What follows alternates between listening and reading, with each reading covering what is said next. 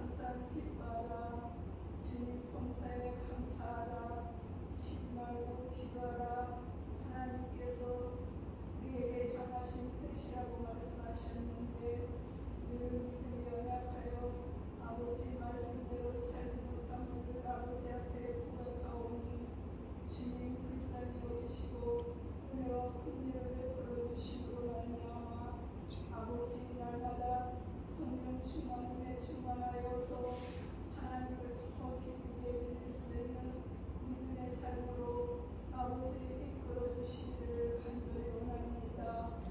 하나님이 이끌어 주시지 아니하시고 하나님의 은혜가 아니면 아버지 날마다 추악하고 더러운 옛사람의 습성이 나와서 하나님 아버지 주님을 기쁘게 드릴 수가 없사오니 주여 도와주시기를 간절히 원합니다.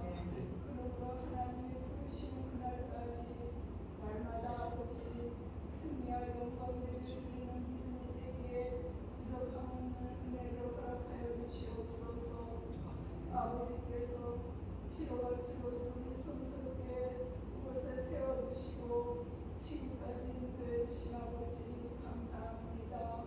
하나님의 은혜가 넘치는 교회가 되게 하시고 성령의 충만한 교회가 되게 하심으로 말미암아 아버지 영적으로 하나님 연약하고 또한 아버지 힘이 부족함에 있는 모두가 쉼을 얻게 하시고 하나님 새 힘을 얻게 하시고 아버지 변화되는 역사가 일어나게 하심으로 너와 하나님 아버지 앞에 더더욱 영광 드릴 수 있는 귀엽고 때는 속으로 인도해 주시기를 간절히 원합니다.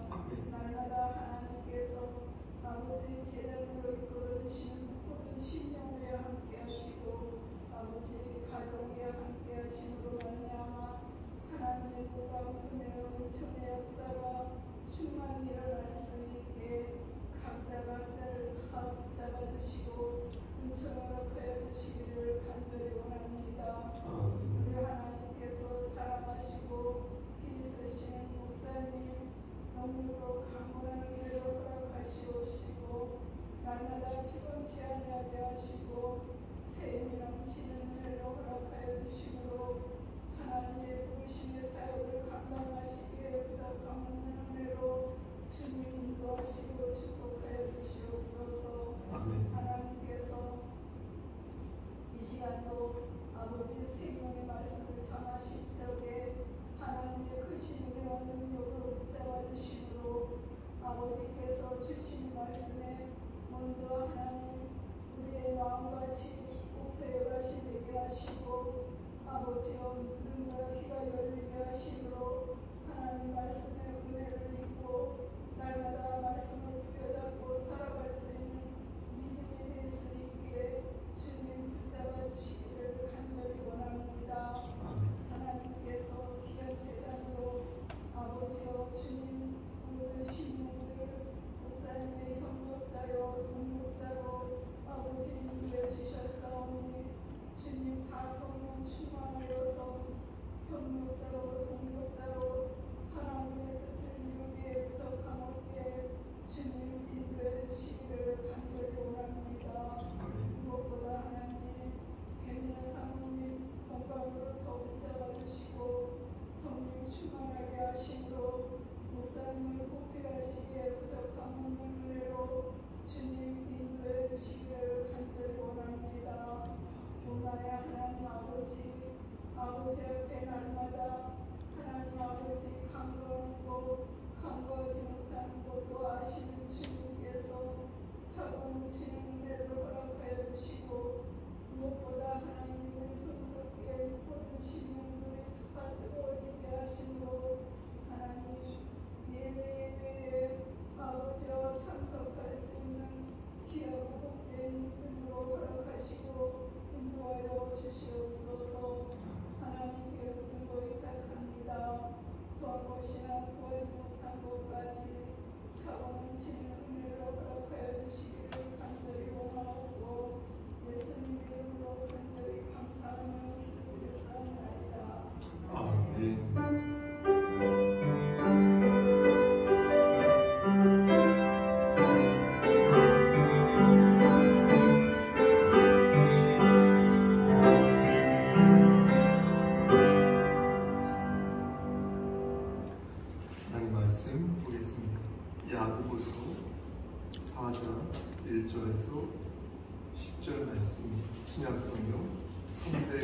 74쪽 천천히 찾아보겠습니다.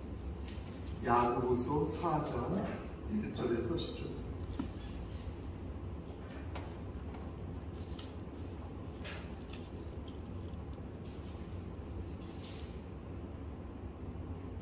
신약성경 374쪽에 있는 야고보서 4장 1절에서 10절.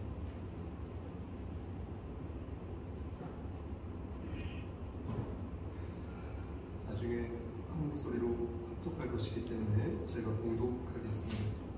야고보서 4장 1절에서 10절. 너희 중에 싸움이 어디로부터 다툼이 어디로부터 나느냐?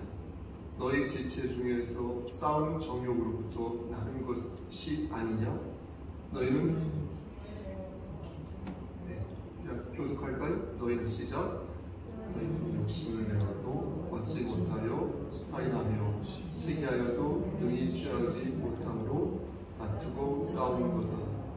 너희가 얻지 못함은 구하지 아니하기 때문에. 우리 10절까지 한 목소리로 내리 읽겠습니다. 시작. 구하여도 받지 못함은 정욕으로 쓰려고 잘못 구하기 때문이라. 가늠한 너희들아, 세상과 헛된 것이 하나님과 원수됨을 알지 못하느냐? 그런즉 누구든지 세상과 벗이 되고자 하는 자는 스스로 하나님과 원수되는 것이 아니라. 너희는 하나님이 우리 속에 거하게 하신 성령이 시기하기까지 사모한다 하신 말씀을 헛된 줄로 생각하느냐? 그러나 더욱 큰 은혜를 주시나니 그러므로 일렀으되 하나님이 교만한 자를 물리치시고 겸손한 자에게 은혜를 주신다 하였느니라. 그런즉 너희는 하나님께 복종할지어다. 마귀를 대적하라. 그리하면 너희를 피하리라. 하나님을 가까이하라. 그리하면 너희를 가까이 하시리라. 죄인들아, 손을 깨끗이 하라. 두 마음을 품은 자들아, 마음을 성결하게 하라. 슬퍼하며 애통하며 울지어다. 너희 웃음을 애통으로, 너희 즐거움을 근심으로 바꿀지어다. 주 앞에서 낮추라. 그리하면 주께서 너희를 높이시리라. 아멘. 기도하시겠습니다. 하나님 아버지, 이 시간 간절히 바라고 하는 것은 우리 황금자 권사님을 위해 기도합니다.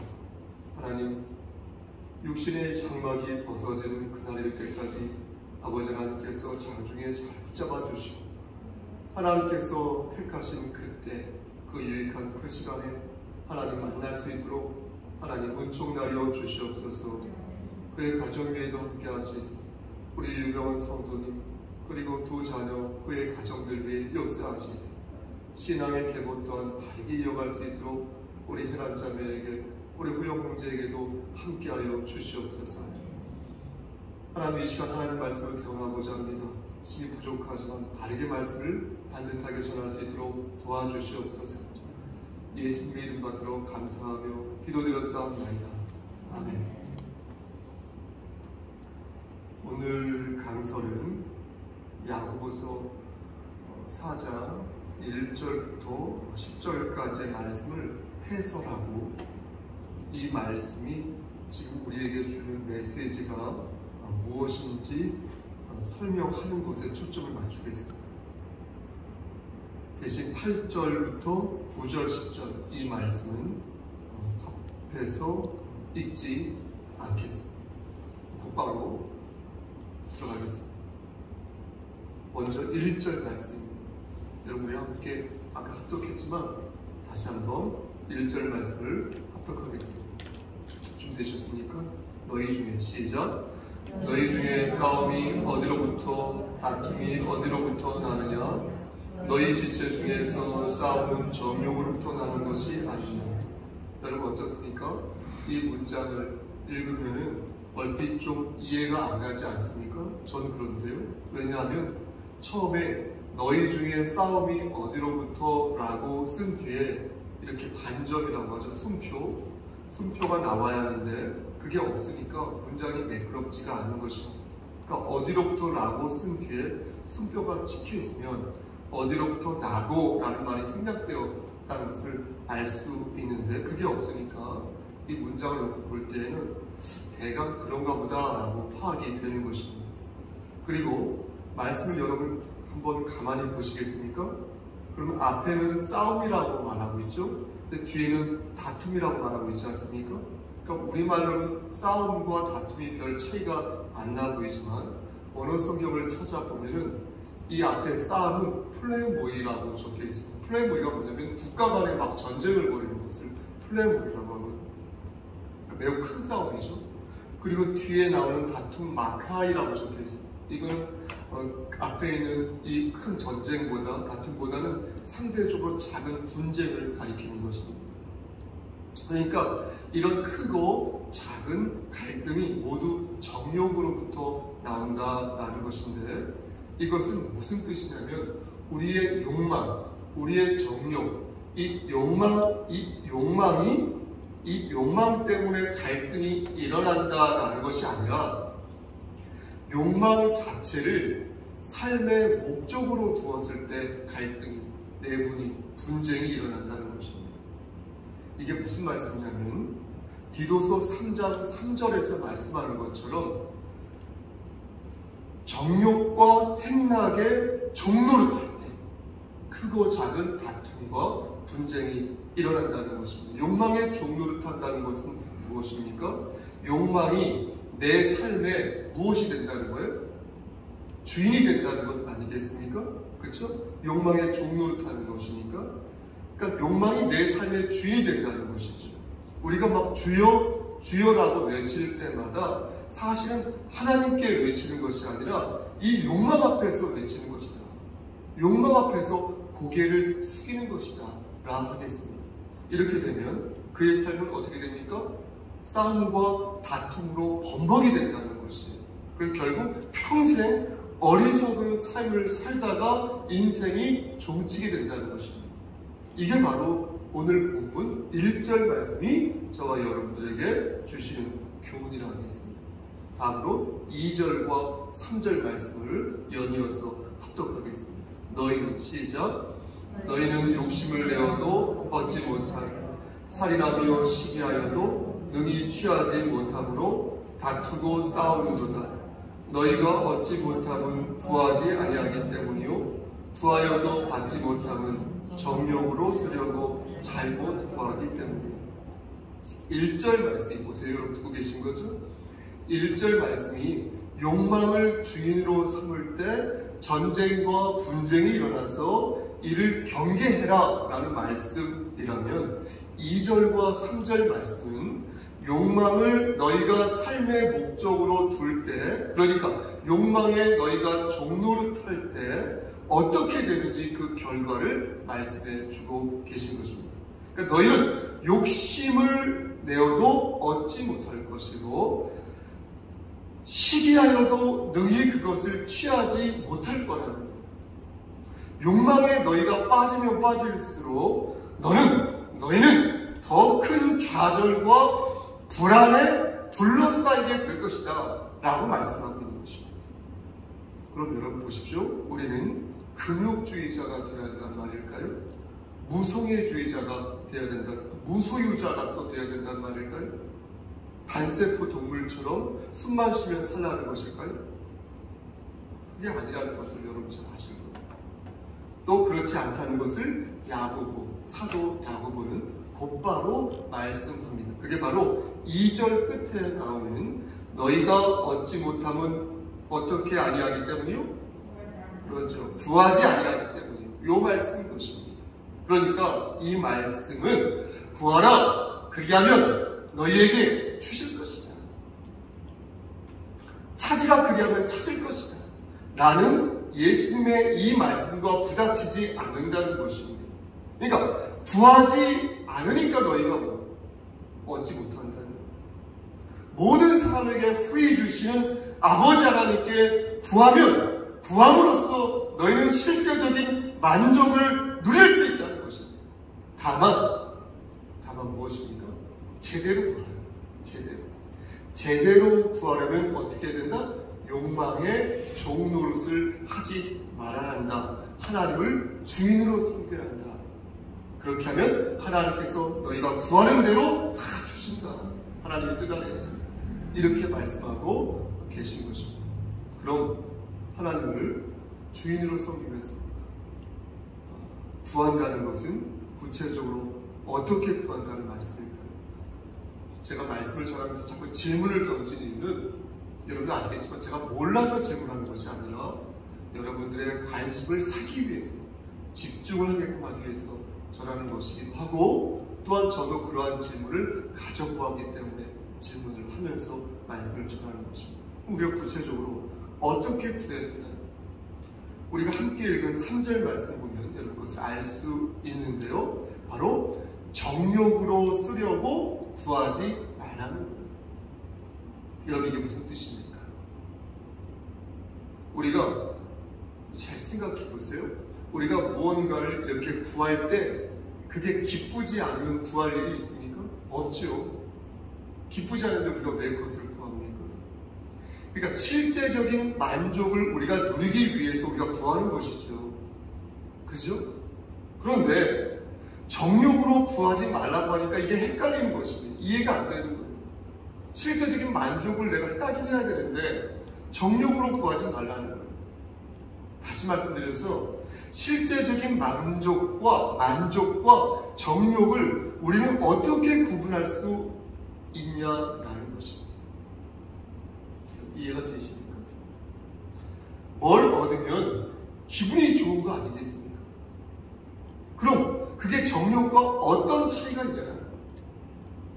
교회와 관련된 일이 아니면 정욕된 일일까요? 공적인 일이 아니라 개인적인 어떤 사특한 이득을 추구하는 것은 잘못된 것일까요? 그렇지 않습니다.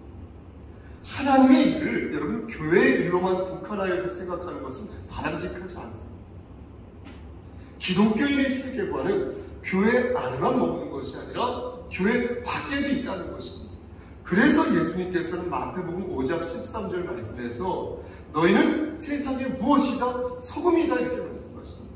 너희는 교회 안에서 소금이다 이렇게 말씀하시는 것이 아니라 너희는 세상의 소금이니 소금이 그 맛을 잃으면 아무 쓸데가 없어서 사람들에게 밝히게 된다고 말씀하십니다. 사람이 등불을 켜서 말 아래 두지 아니하고 등경 위에 두는 이유도 너희 빛이 바로 사람들 앞에 비치게 하기 위해서입니다. 하나님께 그럴 때 영광을 드릴 수 있다는 것입니다. 그렇게 말씀하신 것도 모두 우리가 어디에서 빛이 되고 어디에서 소금이 되어야 하는지를 분명하게 가르쳐주고 계시다는 거예요. 그럼 다시 물을게요, 여러분. 혹시 한번 답해 보십시오. 실제적인 만족감, 실제적인 내 만족. 맛있는 걸 먹었어요. 너무나 배가 불러요. 맛있어요, 좋아요. 로또 복권 맞죠? 로또 복권이 당첨됐어요. 내가 너무나 기분이 좋아요. 내가 이번에 어떤 것을 했는데 그 집을 얻었어요. 내가 너무 기분이 좋아요.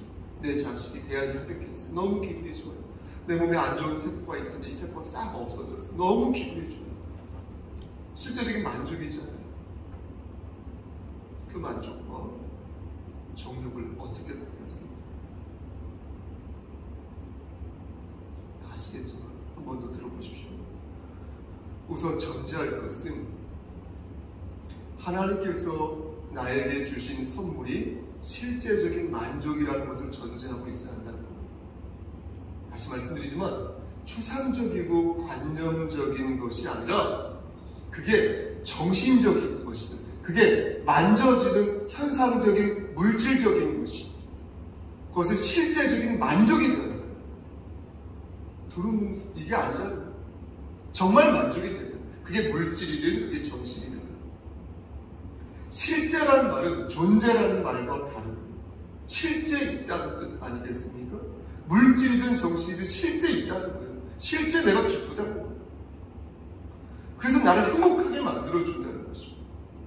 여호와 살롬이 나에게 실질적으로 평강을 주시고 여호와 라파께서 나에게 실질적으로 나를 치료하여 주시고 여호와 이레와 니시가 우리를 예비케 하시고 우리를 승리케 하신다는 거예요. 그런데 여기 하나 더 저는 실제적인 만족과 정욕을 구분하는 방법으로 공정성에 대해서 여러분들에게 말씀드리겠습니다. 드리고자 하는 것입니다. 저는 그리스도인으로서 이 공정성을 우리가 바르게 이해해야 한다고 생각합니다. 그럼 보세요. 공정하다는 것은 무엇입니까? 법과 원칙 아래에서 내가 페어플레이를 한다는 것 아니겠습니까? 볼을 차는데 상대방 정강이를 차면 안 되지 않습니까? 달리기를 하는데 내가 먼저 뛰어가면 안 되지 않습니까? 공정하다는 것은 다시 말씀드리지만 법과 원칙에 따라서 내가 페어플레이 하는 게 공정하다는 거잖아요. 그리스도인에게 법과 원칙은 무엇입니까? 하나님의 말씀 아니겠습니까? 따라서 하나님의 말씀이기에, 따라서 하나님의 말씀을 거역하면서 페어플레이를 하였다고 말하는 것은 거짓말이죠. 모순인 것이죠. 예를 들어서 주의를 성수하지 않아요. 또 예를 들어서 우상을 숭배해요. 또 예를 들어서 자기가 서 있는 그 자리에서 예수의 향기를 바라지 않아요. 그런 사람이 왜 하나님께서 내 기도를 들어주시지 않죠? 라고 따져 묻는다면 전혀 공정한 모습이 아닌 것 아닐까요? 그러니까 최선의 노력을 다하지 않고 요행을 바라는 사람, 도덕적이지 않은 일을 하나님께 요구하면서 생떼를 부리는 사람, 보편적인 가치와 도덕적 의지를 저버리고 나서 고래고래 소리를 지르면서 잘못된 것을 구하는 사람, 이런 사람들이 정욕으로 쓰려고 잘못 구하는 사람입니다. 여러분, 하나님께서 이런 사람들의 기도를 들어주신다면 어떻게 정의가 가물치로 흐를 수 있겠습니까? 어떻게 교회가 세상에서 빛이 되고 소금이 될 수 있겠습니까? 그러므로 보세요. 우리는 하나님 앞에서 공정하게 구해야 할 것이고, 시편 145편 18절에서 말씀하는 것처럼 진실하게 강구할 줄 알아야 합니다. 진실하다는 것은 무엇입니까? 예수님께서 말씀하신 것처럼 자기를 높이지 않고 자기를 낮추고 회개하는 거예요. 그게 하나님 뜻대로 구하는 거죠. 그런 자세예요. 다음으로 4절 말씀을 우리 합독하겠습니다. 가늠한 여인들아, 4절 준비되셨습니까? 시작. 가늠한 여인들아, 세상과 벗된 것이 하나님과 원수됨을 알지 못하느냐? 그런즉 누구든지 세상과 벗이 되고자 하는 자는 스스로 하나님과 원수되는 것이니라. 이 말씀이 오늘 본문 말씀의 핵심이라 하겠습니다. 세상과 벗한 자들은 어떻다고요? 하나님과 원수가 된다. 원수가 된다. 그러니까 세상을 친구로 두면서 동시에 하나님을 친구로 둔다? 거짓말이라. 왜냐하면 세상을 친구로 두는 순간 그의 삶의 주인은 하나님이 아니라 세상의 욕망이 될 것입니다. 그렇게 구하면 그는 받지 못하고 온종일 싸움과 다툼으로 그의 삶을 망치게 된다. 그러니까 자신의 삶을 망치고 싶지 않다면 세상을 벗하지 말아야 합니다. 세상을 벗하지 말아야 합니다. 세상을 벗어놓고 나서 괜히 안 그런 척하지 말아요. 그러면서 엄청나게 구해요. 구하는 것은 자식이 욕망에 종노릇되기를 원하지 않으면서, 우리 그렇게 원하지 않지 않습니까? 저도 우리 희석이가 이유가 그러지 않았으면 좋겠어요. 욕망에 종노릇 하지 않았으면 좋겠어요. 우리 아들이, 우리 딸이. 여러분도 그렇잖아요. 근데 그렇게 정말 원하면서 욕망에 종노릇되지 않기를, 노예되지 않기를 원하면서 결정적인 순간에는 욕망의 주인공이 되길 바란다는 거예요. 여러분 이상하지 않습니까? 이런 논리, 이런 생각 저열하지 않습니까? 이게 바로 가늠한 여인들이 세상과 벗할 때의 모습이라는 것입니다. 이어서 5절과 6절 말씀을 합독하겠습니다. 너희는 시작. 너희는 하나님이 우리 속에 거하게 하신 성령이 시기하기까지 사모하신다 하는 말씀을 헛된 줄로 생각하느냐. 그러나 더욱 큰 은혜를 주시나니 그러므로 일렀으되 하나님이 교만한 자를 물리치시고 겸손한 자에게 은혜를 주신다 하였느니라. 보세요. 5절 말씀의 뜻은 하나님께서 질투하신다는 거예요. 하나님께서 질투하시기까지 자기 백성들을, 우리를 사랑하신다는 것입니다. 그래서 우리에게 요구하시는 바가 아주 엄격하다는 거예요. 우리를 질투하시니까.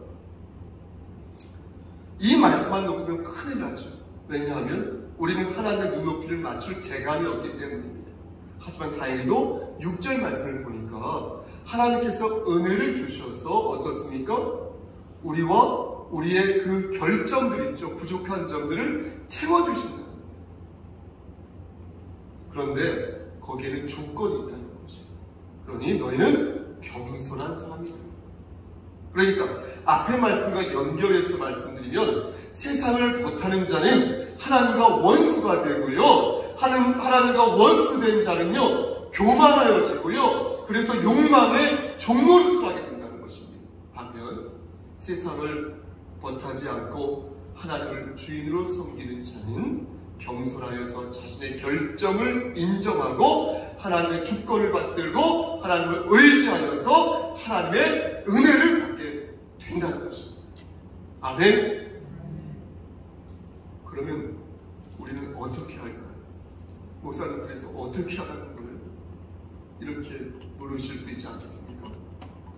그 말씀이 7절에 나와 있습니다. 우리 함께 역시 7절 말씀을 합독하겠습니다. 그런즉 시작. 그런즉 너희는 하나님께 복종할지어다. 마귀를 대적하라. 그리하면 너희를 피하라. 여러분 뭐라고 말씀하십니까? 저는 이 말씀에서 세 개의 동사가 눈에 띕니다. 하나, 첫 번째 뭐예요? 하나님께 어떻게 해라? 복종하라 써봅니다. 복종하라. 두 번째는 마귀에게 어떻게 해라? 대적하라. 대적하라. 아시다시피 복종하는 것과 대적하는 것은 180도 다르죠. 그런데 하나님께서 그렇게 하라고 말씀하셨습니다. 마귀를요 헬라어로 디아볼로라고 하는 그런 게임도 있었던 걸로 알고 있는데 디아볼로라고 하는데요. 이 뜻이 무슨 뜻이냐면 이 디아볼로가 어떤 것에 있어서 비방하는 자, 무언가를 비방하는 자를 그렇게 디아볼로라고 말합니다. 그러니까 이들은 마귀는 악한 세상의 영역에 있어서는 아주 그 능력이 출중하다는 것입니다. 그래서 우리는 디아볼을 보면 어때요? 피하고 싶어요. 그렇지 않습니까? 마귀를 보면 피하고 싶어요. 무서워. 두렵습니다. 웬만하면 맞서 싸우고 싶지 않습니다. 그런데 오늘 본문에는 어떻게 말씀하고 있어요? 대적하라 이렇게 말씀하고 있어요. 대적하라. 저항하라. 저항하라. 대적하라. 그러면서 세 번째 동사로 너희가 그렇게 마귀와 싸워 대적하여 저항할 때 마귀는 도망갈 것이다 이렇게 말씀합니다. 여러분 놀랍지 않습니까? 저는 소름이 돋을 정도로 놀랍니다. 여러분 그렇지 않습니까? 우리가 어떻게 마귀를 물리칠 수 있다고요? 하나님께 복종할 때 하나님께 우리가 복종하면 마귀도 물리칠 수 있다는 거예요. 마귀가 꼬리를 내리고 도망친다는 거예요. 하나님께 복종한다는 것은 하나님의 말씀에 순종한다는 것입니다. 우리가 하나님의 말씀에 순종할 때 마귀가 꼬리를 내리고 도망간다. 대단하지 않습니까? 그럼 하나님 말씀에 순종하려면 어떻게 해야 돼요? 어떻게 해요? 하나님을 사랑하고 이웃을 사랑하는 그거 말고요. 그런 거 말고요. 우리가 어떤 상황에서 우리가 이렇게 살아가면서 어떤 판단을 내릴 때가 있잖아요. 집사님. 그럴 때가 있지 않습니까? 우리가 어떻게 판단을 해야 할 때가 있는데, 정말 많은데, 그때마다 우리는 어떻게 해야 하나님의 말씀에 순종할 수 있나요? 사도행전 21장 말씀을 보면 우리가 곱씹어야 할 말씀이 나옵니다. 제가 말씀을 좀 찾아보면 이 말씀을 찾았어요. 이 말씀이 어떤 말씀이냐면 사도 바울이 7 집사 중에서 빌립이라는 집사가 있습니다. 이 빌립의 집에 이 사도 바울이 들어가게 됩니다. 너무나 힘들어가지고 예루살렘 교회를 가기 전에 너무 힘들어서 이 빌립의 집에서 거하면서 며칠 쉬게 됩니다. 그래서 며칠 후면 예루살렘 교회를 이 사도 바울이 찾아가서 이방 교회에서 받은 성금을 이렇게 전달하려고 하는데, 당시 상황이 매우 급박하여서 바울이 죽을 위기에 있을 수 있는 상황이었습니다. 매우 위험한 상황이었습니다. 그래서 아가보 선지자가 그때 막 예언을 합니다. 그래서 바울의 띠 있죠? 띠, 허리띠. 그 띠를 이렇게 가져다가 자기 손발을 묶습니다. 그렇게 수족을 채우고서 막 예언을 합니다. 그 모습이 바울 당신이 이 모습처럼 묶이게 될 것이다라는 것을 예언한 것입니다. 그리고 당신이 이방인의 손에 넘겨지게 될 것이니까 예루살렘 교회에 가지 말라고 말합니다. 그때 그곳에 있던 빌립의 집에 있었던 빌립의 딸들도 있었어요. 두 딸도 막 예언하는데 여러 사람들이 똑같이 당신 거기 가면 죽을 수 있으니까 가지 않았으면 좋겠다라고 권면을 합니다. 그때 바울이 뭐라고 말합니까? 그 말을 듣고 바울이 말하기를, 왜 자꾸 우세요? 내 앞에서. 그래서 왜 자꾸 내 마음을 아프게 하세요? 이렇게 말을 하면서 나는 예수님의 이름을 위하여서 죽을 각오가 되어 있는 사람이에요. 그렇게 바울이 말합니다. 그러자 여러분, 거기 있던 사람들이 한 목소리로 다음과 같은 말을 합니다. 저는 이 말이 그리스도인에게 있어서 가장 최적화된 발언이라고 생각을 합니다. 아직까지. 그리스도 예수 안에서 생각이 서로 다를 때, 나는 남쪽으로, 나는 북쪽으로 갑니다. 나는 이것을 먹을래, 난 저것을, 난 이게 먼저라고, 난 저것이 먼저. 그렇게 그리스도 예수 안에서 생각이 다를 때 어떤 것이 하나님 말씀에 순종하는 것인지 명확하지 않을 때 할 수 있는 말, 여러분 그것이 무엇인지 아십니까? 사도행전 21장 14절에서 저들이 한 말을 제가 읽어보겠습니다. 짧습니다. 그가, 예수는 그가와 바울을 얘기하는 것이에요. 그가 권함을 받지 아니하고, 우리가, 거기 있는 사람들을 얘기하는 거예요. 우리가 주의 뜻대로 이루어지다 하고 그쳤노라. 이 말씀입니다. 바울이 자신들의 권면을 듣지 아니할 것을 저들이 알고, 저 똥꼬집 이렇게 말한 것이 아니라 이 모든 것이 하나님의 뜻대로 진행되기를 바라는 마음에서 주의 뜻대로 이루어지기를 바란다. 그리고 그쳤다는 것입니다. 그러면 사도 바울의 그 결정이 주의 뜻인지 어떻게 알 수 있을까요? 그래서 아무도 더 이상 바울을 말리지 못한 이유가 무엇일까요? 그게 바로 사도 바울이 세상을 벗하지 아니하였다. 거기에서 그 답을 찾을 수 있다는 것입니다. 사도 바울은 세상을 벗하지 아니하고 하나님께 복종하였기에 믿는 신실한 자들도 거기에서 그쳤던 것입니다. 말씀 맞습니다. 야고보는 이어서 말씀합니다. 8절에서 읽지 않겠습니다. 하나님을 가까이 하세요. 그리하면 하나님께서 당신들과 가까이 하실 것입니다. 9절에서 너희 웃음을 애통으로 바꾸세요. 너희 즐거움을 근심으로 바꾸세요. 너희 삶을 쾌락 일변도의 삶에서 하나님의 긍휼하심을 바라는 회개의 마음으로 바꾸세요. 하나님을 의지하는 삶으로 바꾸세요. 그리고 10절에서 주 예수 그리스도 안에서 겸손히 살면 주께서 당신을 높이실 것이니 더욱 하나님께 복종하세요. 이렇게 말씀하였습니다. 사랑하는 우리 성도교회 성도 여러분, 보십시오. 오늘 본문의 핵심은 보세요. 세상과 벗하지 않고 하나님께 복종하는 사람. 세상과 벗하지 말고 하나님께 복종하라. 그럼 우리는 왜 세상을 벗하지 않고 하나님께 복종해야 하는 것일까요? 이런 궁금증이 말씀을 맞추는 과정 속에 생겼어요. 그리고 계속해서 말씀을 찾아보았습니다. 왜 내가 세상을 받아들였는지. 설교를 다 지금까지 전하고 나서 뭔가 좀 뚜렷한 말씀이 없을까? 오늘 본문에 나오지 않지만 예레미야 50장 38절 말씀과 요한계시록 18장 2절 말씀에 제가 오늘 말씀을 준비하는 과정에서 지금으로써 또렷한 그 답을 여기에서 찾았습니다. 내가 왜 세상을 버타지 말고 하나님께 복종해야 하는 것인가? 우리가 하나님을 가까이 하고 두 마음을 품지 말아야 하는 이유, 우리가 슬퍼하고 애통하며 울어야 하는 이유, 우리가 하나님께 복종하고 마귀에게 대적해야 하는 이유. 귀 있는 자는 성령의 음성을 들으시길 바랍니다. 먼저 예레미야 50장 38절 말씀 제가 읽어보겠습니다. 가뭄이 물 위에 내려 그것을 말리리니 그 땅이 조각한 신상의 땅이 그들은 무서운 것을 보고 실성하였다. 실성하였다. 우리가 세상을 친구로 두어서는 안 되는 이유가 무엇입니까? 우상이 우리를 미치게 하니까, 우리를 실성케 하니까 그렇다는 것입니다.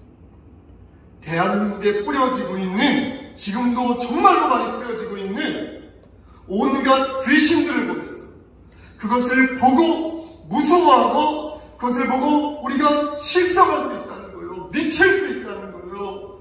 그러니까 이 세상을 버타지 말라는 거예요. 윤석열 대통령도 그러면 안 된다.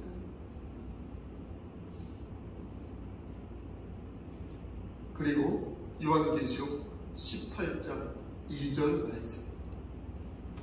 힘찬 음성으로 외쳐 이르되 무너졌도다 무너졌도다. 큰 성 바벨론이요, 귀신의 차소와 각종 더러운 영이 모이는 곳과 각종 더럽고 가증한 새들은 모이는 곳이 되었도다. 뭐라고 말씀합니까? 저와 여러분이 세상을 버텨서는, 세상을 친구로 삼아서는 아니 되는 이유 뭐라고 말씀합니까? 그 이유는 그렇게 되면 이 나라가 무너져 내리니까. 그래서 이 나라가 귀신의 처소가 되고 각종 더러운 영이 모이는 곳이 될 수 있기 때문에 그러지 말라는 것입니다. 이 나라를 살리고 이 백성을 살리기 위해 내 가정을 살리고 내 직장을 살리고 내가 섬기는 교회를 살리기 위해 우리는 이 세상을 벗으로 두어서는 아니 된다는 것입니다. 사랑하는 우리 성서교회 성도 여러분, 특히 우리 수요 예배 대면으로 참석하는 우리 성도님들, 하나님을 가까이 하셔서 마귀와 싸워 이기시고 우리 주 예수 그리스도 안에서 승리하시기를 저 좀 보시고요. 주 예수 그리스도 받들어 간절히 축원합니다. 아멘. 기도하시고. 하나님 감사합니다. 하나님을 가까이 하고 마귀와 싸워 이기고 주 예수 그리스도 안에서 진리를 사모하며 앞으로 전진하기를 소원합니다. 그러지 못하였을 때에 우리가 미칠 수 있고, 그러지 못하였을 때 귀신 앞에 벌벌 떨 수 있으며, 그러지 못하였을 때 내 가정과 이 재단과 이 나라가 무너질 수 있다는 사실을 기억하여서 늘 성령 충만한 삶을 살 수 있도록 축복하여 주시옵소서. 모든 말씀 예수 그리스도의 받들어 감사하며 기도드렸사옵나이다. 아멘. 주의 기도로 예배를 마칩니다. 하늘에 계신 우리 아버지여, 이름이 거룩히 여김을 받으시오며 나라의 마음이며 뜻이 하늘에서 이루어진 것 같이 땅에서도 이루어지이다. 오늘날 우리에게 일용할 양식을 주시옵고 우리가 우리에게 죄진 자를 사하여 준 것 같이 우리의 죄를 사하여 주시옵고 우리를 시험에 들게 하지 마시옵고 다만 악에서 구하옵소서. 나라와 권세와 영광이 아버지께 영원히 쌓옵나이다. 아멘. 잠시 묵상하십니다.